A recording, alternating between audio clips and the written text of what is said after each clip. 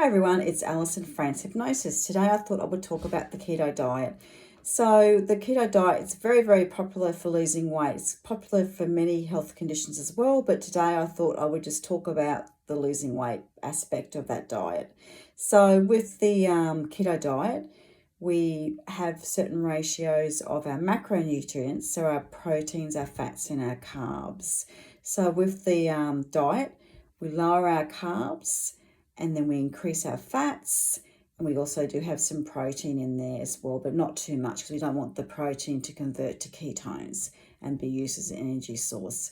So what we do is we have a really high fat diet, and we're going to use that as fuel and convert that to ketones, and that's going to help us lose weight really, really fast.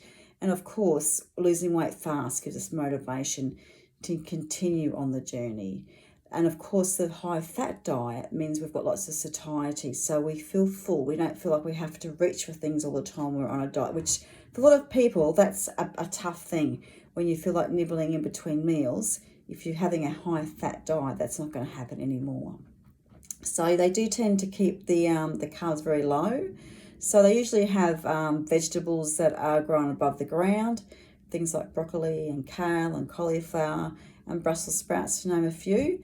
Also things like mixed berries, as they're actually quite low in carbohydrate.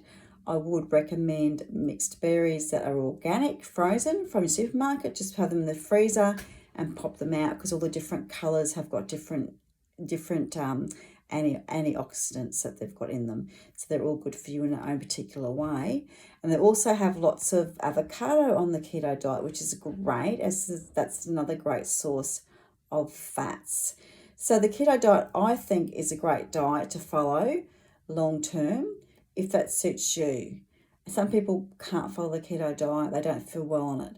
So it's a very individual thing, but it's got to be something that makes you feel good and makes you want to continue on your health journey. And of course, a lot of that is to do with your genetic predisposition, because that can affect how you go on a diet as well.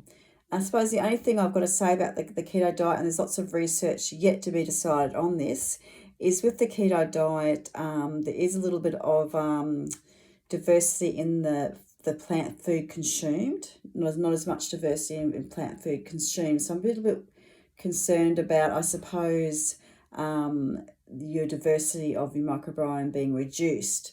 As the more diverse the microbiome is, the healthier we are seen to be at this stage anyway.